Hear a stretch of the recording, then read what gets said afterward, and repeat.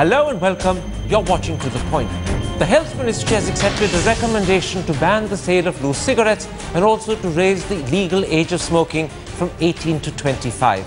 But does the former amount to a discriminatory law that could be deemed unacceptable? And is the latter an intrusion of the nanny state that trespasses on the rights of adults? That's the discussion in part 2. But first, we turn to the incredible turnout in the 15 constituencies that voted in the Kashmir Valley yesterday. It was an astonishing 71%, almost 20% more than May and 10% more than 2008. So what does this high turnout mean? Does it have a clear message, or can it be interpreted in multiple ways? And is there a danger that New Delhi may plump for the wrong interpretation?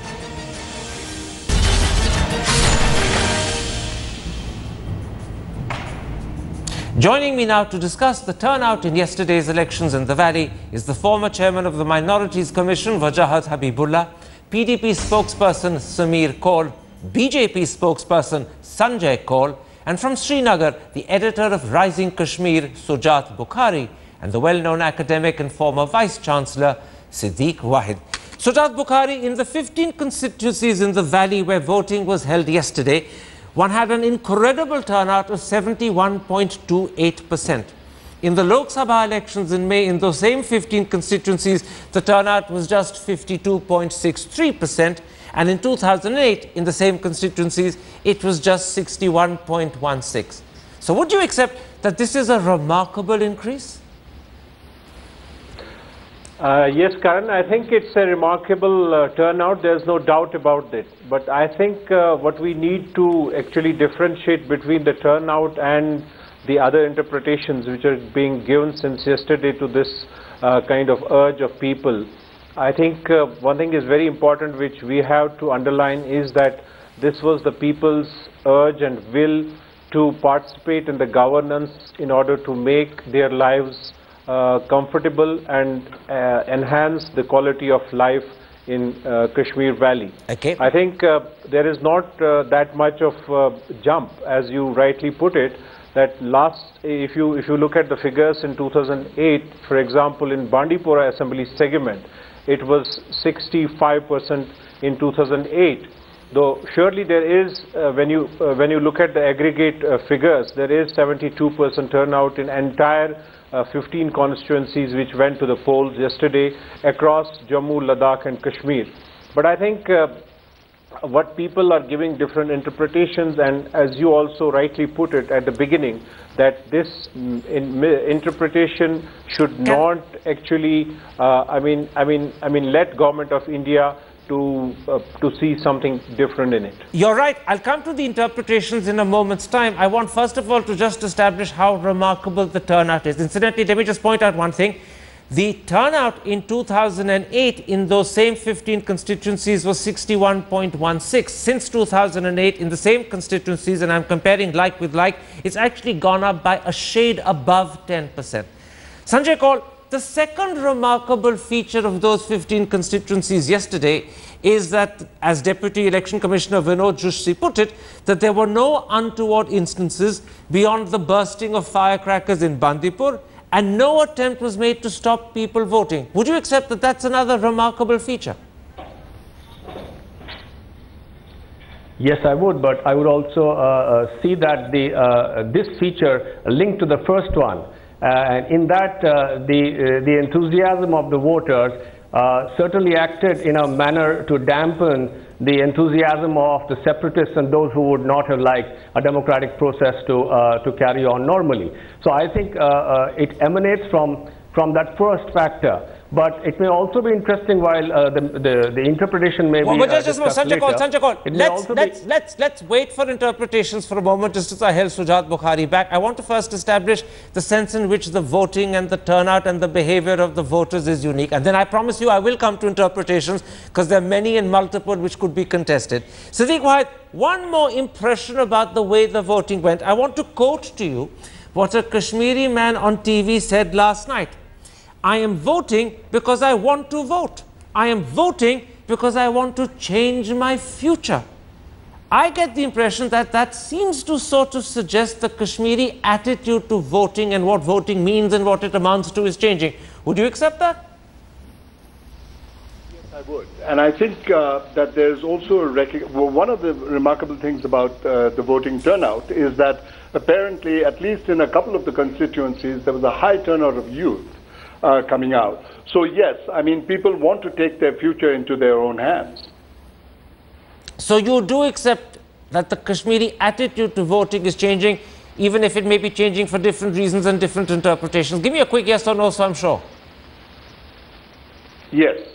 Okay. Samir Kaur, to what extent is this high turnout facilitated by the fact that the militants may have issued a call for a boycott, but they did practically nothing to enforce it? It was very much a token naam ke vaste call and no more. After paying indeed a tribute to the basic democratic nature of a Kashmiri. So in that sense, what you just said, that they had lost it, the Kashmiris having gone through hot coals in the last 25-30 years of turmoil and trouble, despite all that, they still have a democratic temperament that needs to be highlighted. And the other important thing, that now you're coming to the interpretations, and you come to the first interpretation, most important interpretation first, which is the soft peddling of the election boycott by the separatist camp. Indeed so. If one has to be truthful, one has to be frank, I think the large turnout to an extent reflects the soft peddling of the boycott by the non-mainstream in Jammu and Kashmir state. Wajad Habibullah, let's build on that interpretation and try and explore further. Is there a sense in which this high turnout is something more, a reflection of disenchantment with militancy, or would that now be an over-interpretation? Well, first of all, Karan, may I correct you in one point? You started off by saying that 15 constituencies in the valley have voted. They haven't. 5 constituencies in the valley have voted. These are Gurez, Bandipur, Sonawari, Kangan and Gandarbal. These are the only 5 in the valley. The rest are in Jammu or in Ladakh. Quite right. You're absolutely correct. The point is well taken. The voting in the valley has gone up tremendously. And although, as Shujat pointed out, Bandipur had gone out to vote in the last assembly elections, and but come to my question now. But certainly, compared to Parliament, it is a great deal. Come to my question. You are asking that. Now, if I can come to your question on that point, I wouldn't like to jump to conclusions on the basis of simply 5 constituencies. But there is a major but. That the interaction that I've had, the discussions that I've had with people inside Kashmir, across the valley, including, you have what you would call separatists. Sajjad Lone, you might have classified as a separatist a year or 2 ago. He is in fact participating. He's put up 25 candidates in the elections over there. So the point is that here also there has been this yearning. There has been this yearning towards a democracy and a voice in governance of the Kashmiri people for quite a long time now. It is a denial of that yearning that, in my opinion, actually led to the outbreak of the insurgency. The mending process has now proceeded and has gone and has reached a sort of fruition, so that people are realizing that no, they can make a difference. Casting their votes can make a difference. This is the most important achievement of this recent election. Shujat Bukhari, I want to, in a sense, rephrase that question I put to Wajad Habibullah and put it to you in a different way, to once again see whether this is in some sense a reflection of tiredness with militancy or whether that's an overinterpretation. There was a very interesting comment made to the Indian Express by a gentleman called Muhammad Ehsan Bhatt, a deputy Sarpanch, and this is what he said: "We want a good and efficient government. How is that a hurdle in the separatist struggle?" He was clearly suggesting that voting is not a contradiction to the separatist struggle. The two can happen together. Is that a better reflection of this turnout? See, I think I have to make at least 2 points about it. One is that I think we should then, as far as the government figures are concerned, I think there is a drastic decline in the militancy in Kashmir. So that means that as per the government figures, that militants are not in a position to strike. So I think we should celebrate then. So it's a flip side of a situation for that matter. Number two is that if we are putting it the democracy and a vote for India versus the separatists and their rejection of boycott call, I think that all the separatists are, as of now, they're either behind bars or are under house arrest. I think we have to purely see through this turnout, yesterday's turnout, so as I said earlier, that this demonstrates the will of the people for greater participation in the governance. They want that. In past they have, I mean, whosoever the new voter has come yesterday, they believe that in past they have boycotted and thus they have not got anything out of it. They want to improve their quality of life, they want better roads, they want better health care, they want education. And I think it should be taken in that spirit. And then if you take it in a spirit of authenticating the accession to India, then separatism is rejected and all that, then we saw in 2008 that there were lakhs of people on streets chanting anti-India slogans. Then there were elections, but again in 2010, 120 people were gunned down by police and CRPF, and the situation was same. So how do you correlate these two things? You know, Siddiq Bhai, let me bring you in while we're still talking to the two of you in Srinagar. To what extent do you agree with what you've just heard from the gentleman sitting on your left? And to what extent do you think this reflects something additional? That some people feel they've made sacrifices during the years of struggle and militancy and haven't reaped a political dividend, and they're tired. And some people are even becoming a little cynical and skeptical of separatist leaders. Both of those were echoed in today's Indian Express. To what extent is that also reflected here? That people have a certain tiredness with the struggle and at the same time they are yearning for a normal life and to get back to normal? I think, Karl, I have a slightly different take from everything that you've heard so far. Kashmiris have been yearning for democracy for 65 years. I mean, you know, and they've not seen much in the light of day or much light on that front. I think that in this instance, there may also be a rejectionist element, if you will, or even a negative element, if you will, and that is the Kashmiris seeing the direction in which not just the Prime Minister Modi or the BJP, but India itself is taking a sort of lurch to the right.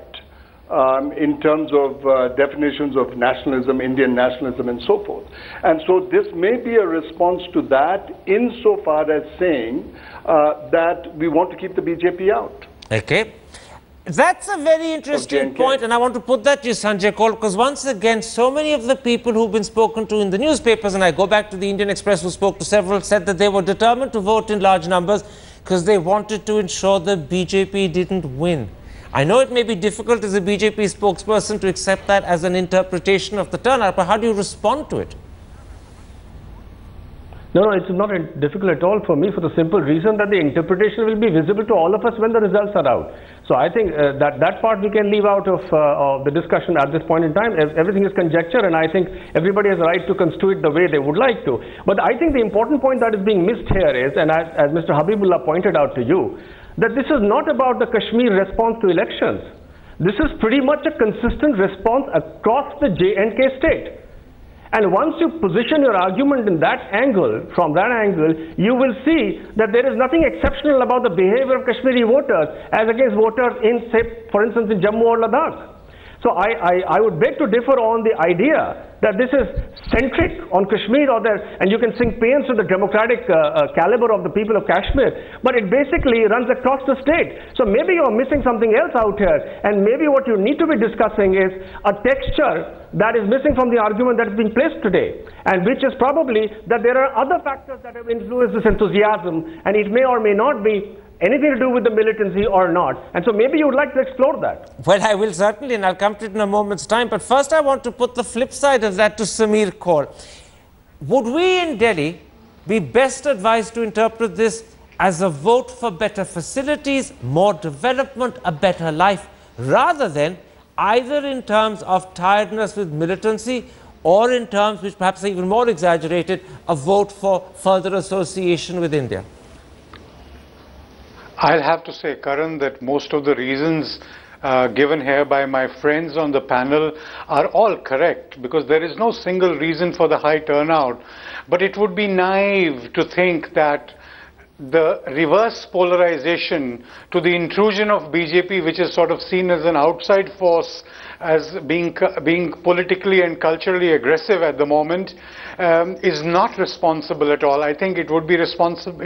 This is a very important reason which was mentioned by the panelists before me, and I don't think you can neglect that reason. And the other thing is the vigorous response is certainly because, imagine there are people trying vigorously to vote out a non-performing and itinerant government. So the non-performers to be punished vigorously, and a reverse polarization to the kind of polarization unleashed by the Bharatiya Janata Party in the Jammu division, and the sort of fragmentation that was attempted by enlisting smaller players like Sajad Lone in the Kashmir Valley has sort of created a reverse polarization which you cannot deny as being the primary factor for this vigorous response. You know, Jawad Habibullah, you very interestingly said, and it's an important point you made, that it's not just the 5 seats in the valley that have seen a high turnout. That same high turnout has been echoed in Ladakh. It's also been echoed in Jammu. It's uniformly across the state.